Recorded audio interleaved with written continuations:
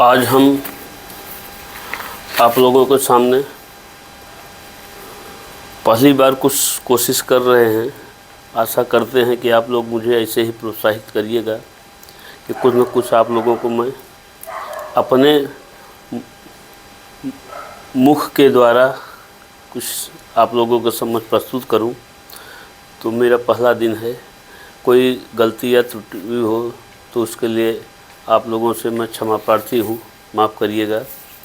और मेरा उत्साहवर्धन इसी तरह करते रहिए कि आज मैं कुछ दूसरे का ग्रहण करके आप लोगों को बीच रख रहा हूँ।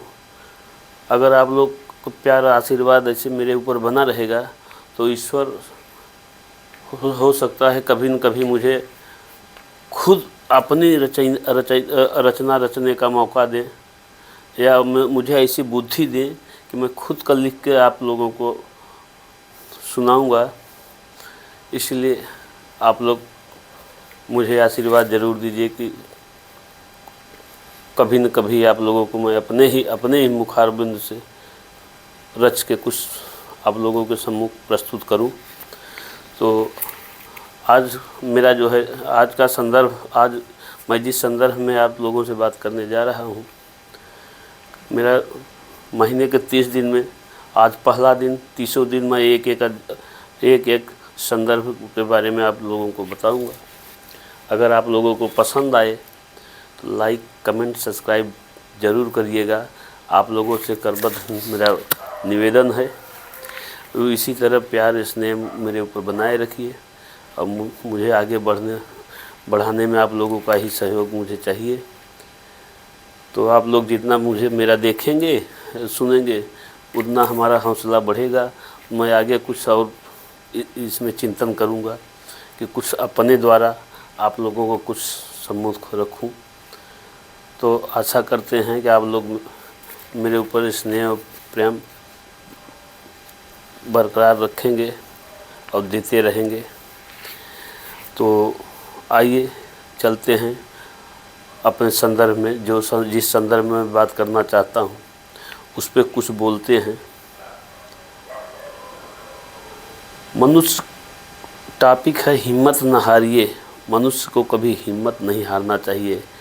अगर जिस मनुष्य के अंदर हिम्मत नहीं है तो कोई कार्य कर नहीं सकता। अगर उसके अंदर हिम्मत है, कोई ऐसा कार्य नहीं है जो वो कर नहीं सकता। इसलिए हिम्मत कभी नहीं हारना चाहिए। कभी आप देखे होंगे, अगर मृत्यु सामने खड़ी हो तो आदमी के अंदर इतना हिम्मत आ जाता है बचने की, और ईश्वर चाहता भी है तो वो बच जाता है। कुएं में अगर आप इस तरह आप कभी लांघिए, नहीं लाग पाएंगे, बहुत डर लगता है। अगर वही जान पे बनाए तो आप लाग जाएंगे। इसको हिम्मत कहते हैं। ऐसे ही हिम्मत आदमी के अंदर होना चाहिए। कोई भी कार्य असंभव नहीं होता। हर सारे कार्य संभव आदमी अगर चाहे तो हिम्मत से कर सकता है। तो इसी संदर्भ में कुछ मैं आप लोगों के सम्मुख रख रहा हूँ। आशा करते हैं कि आप लोगों को कुछ पसंद आए और कुछ आचार्य श्री रामकृष्ण शर्मा जी के द्वारा ये कहा गया है, उसी का मैं आप लोगों को सम्मुख रख रहा हूँ। मनुष्य, जो लोग आध्यात्मिक चिंतन से विमुख होकर केवल लोकोपकारी कार्य में लगे रहते हैं। फिर से समझिए, जो लोग आध्यात्मिक चिंतन से विमुख होकर केवल लोकोपकारी कार्य में लगे रहते हैं, मतलब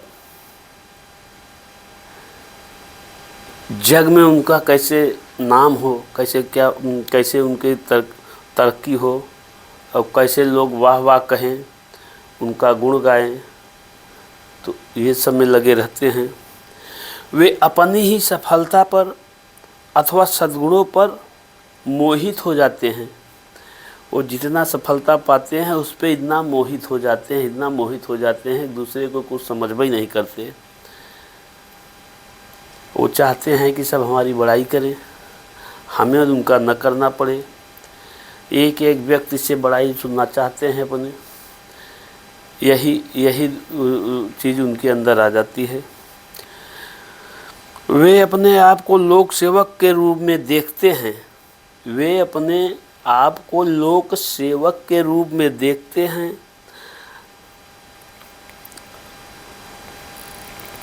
ऐसी अवस्था में वे आशा करते हैं कि सब लोग उनके कार्यों की प्रशंसा करें। जो भी कार्य व्यक्ति करता है वो सोचता है कि हमारे कार्यों की प्रशंसा सारे लोग करें। अब बताइए क्यों करें? अच्छा कार्य की प्रशंसा तो अपने आप सब करते हैं। अगर वो आदमी बुरा काम भी करेगा तो भी सोचता है कि मेरे कार्य की लोग प्रशंसा करें।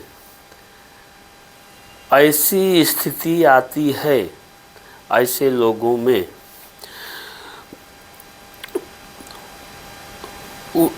उनका कहा माने, उनका बढ़ा हुआ अभिमान उन्हें अनेक लोगों का शत्रु बना देता है। अब बताइए, देखिए,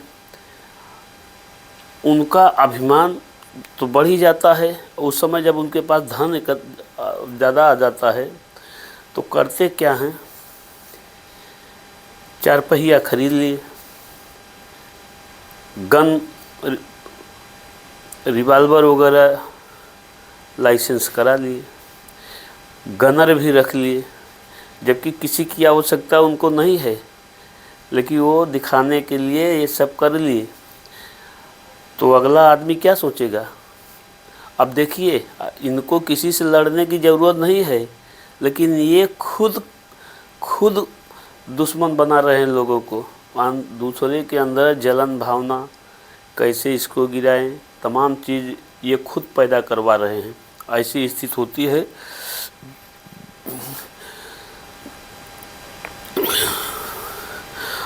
ऐसे लोक विनाश का रूप धारण कर लेती है।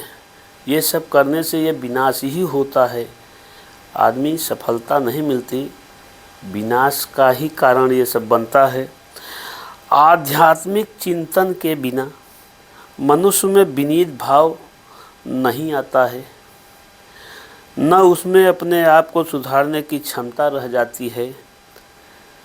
वह भूलों पर भूल करता जाता है और इस प्रकार अपने जीवन को विकल बना लेता है।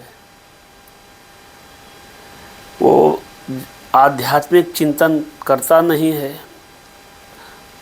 किसी के पास अगर ईश्वर कृपा कर रहे हैं और अगर वो आध्यात्म का चिंतन कर रहा है तो वो इन सब से दूर रहेगा, भगवान के शरण में रहेगा।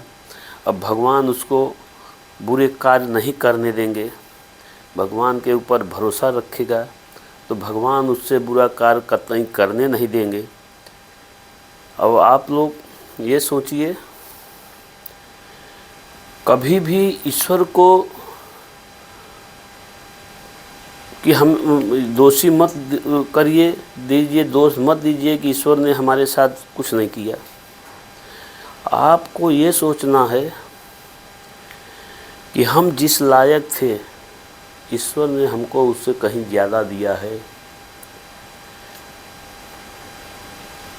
जहाँ तक मेरी सोच है, मैं ईश्वर को बहुत आभारी ईश्वर के प्रति रहूँगा कि मैं जिस लायक था उससे कहीं ज़्यादा हमको ईश्वर ने दिया है।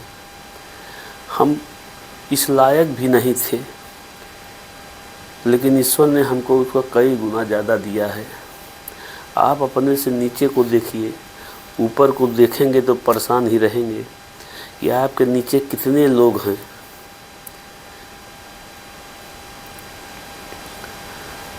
अगर जब आप अपने से नीचे को देखेंगे कि वो किस ढंग से जीते हैं, देखिए ईश्वर उनको कितना दिया है और आपको कितना दिया है, आप हमेशा सुखी रहोगे। जिस दिन आपने ऊपर वाले को देखा कि हमसे उसका ये है, उसका वो है, उसका, तो आप कभी सुखी नहीं रह सकते, चैन की नींद ही नहीं आ सकती आपको। चैन की नींद अगर आप लेना है तो अपने से नीचे को देखिए और अपने मन में सोचिए कि हमें ईश्वर ने कितना दिया है,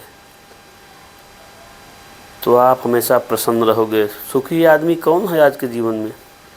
सुखी आदमी वही है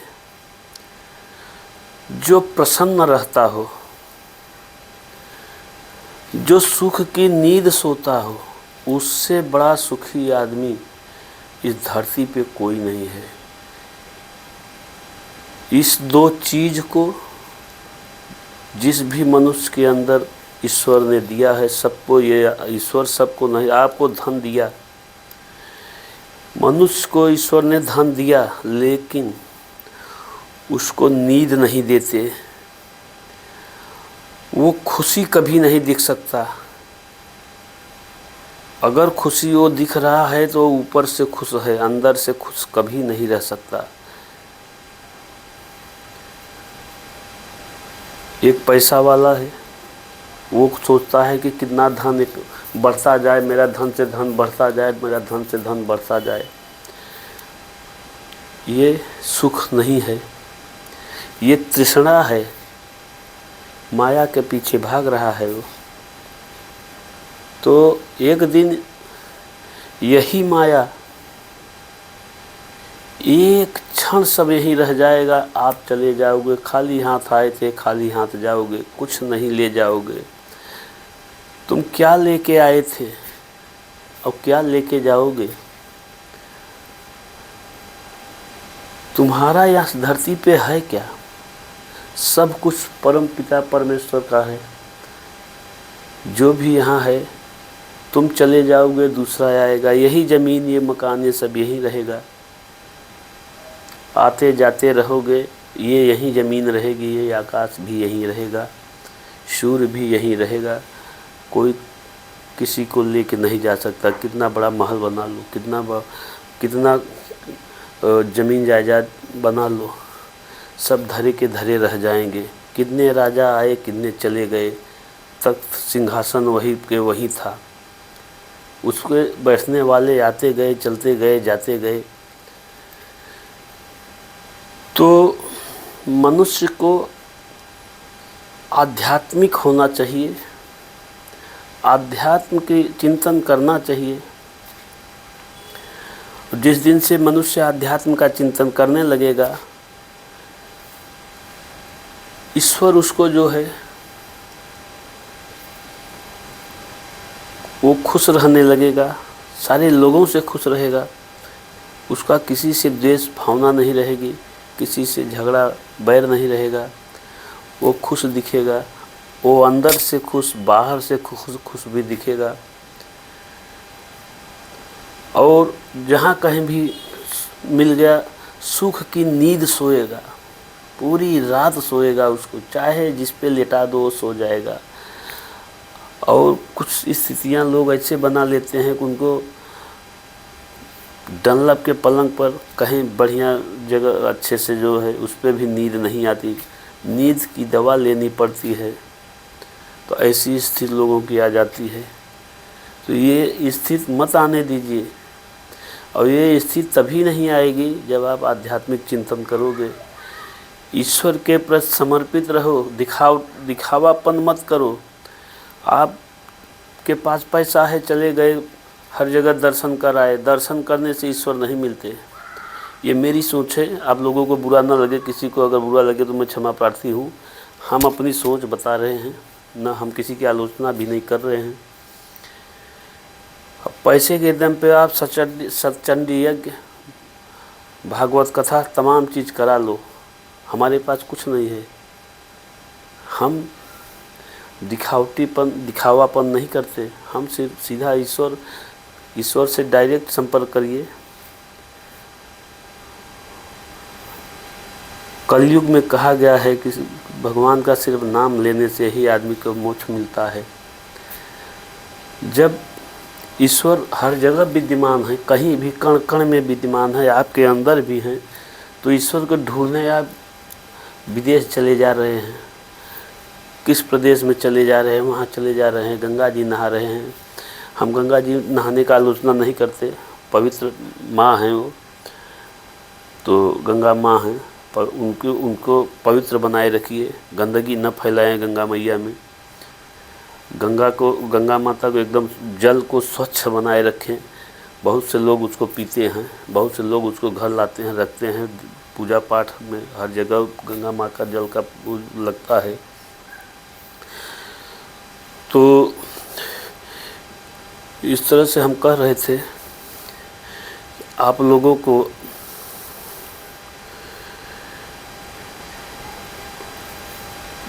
ईश्वर कहीं भी आप बैठ के चिंतन करिए, ईश्वर का ध्यान लगाइए, हर जगह ईश्वर आपको दिखेंगे।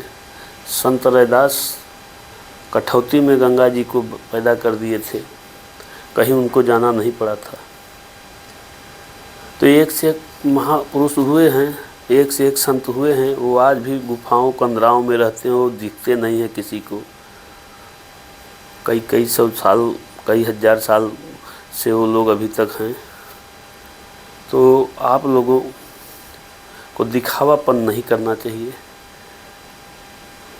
दिखावापन से कुछ ईश्वर मिलने वाले नहीं हैं। ईश्वर क्या पसंद करते हैं? भाव, समर्पण। आपको उनके प्रति क्या भाव है? आपको उनसे किसी धन की आवश्यकता नहीं है, हम ये चढ़ा देंगे, वो मनौती मान लेंगे, ये आप सौदा कर रहे हो। आप किसी के दिया हुआ चीज़ आप उनको दे रहे हो। मेरा मानना है जो ईश्वर ने जिस चीज़ की रचना की है, जो पूरे संसार, पूरे विश्व में ईश्वर का ही है, हम उन्हीं का सामान उन्हीं को दे रहे हैं। तुम अपना क्या दे रहे हो? उनका ही सामान तो तुम उनको दे के चढ़ा रहे हो, लालच दे रहे हो कि मैं आपको ये दे रहा हूँ। आपका क्या है इस धरती पे? क्या लेके खाली हाथ आए थे? हाँ, आपका ये है। ईश्वर ये देखता है आपका मन, लगन, भाव क्या है। ईश्वर भाव का प्रेमी है। आपके धन दौलत से आप ये खर्चा कर दीजिए, वो खर्चा कर दीजिए, वो यज्ञ कराइए, अनुष्ठान कराइए, आप ईश्वर इससे प्रसन्न होने वाले नहीं हैं। आप नोट कर लीजिए, ईश्वर को आपका भाव चाहिए। ये सबसे मूल्यवान चीज़ है।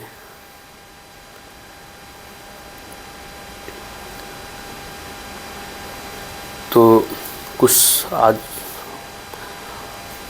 ज़्यादा ही हो गया है। इसी सिलसिले में अब दूसरा अध्याय आप लोगों के समक्ष कल रखेंगे, और आशा करते हैं कि आप लोग हमें प्यार और स्नेह बनाए रखेंगे। हमारी अगर कोई बात आप लोगों को बुरा लगे कि मैं क्षमा प्रार्थी हूँ, माफ़ करिएगा।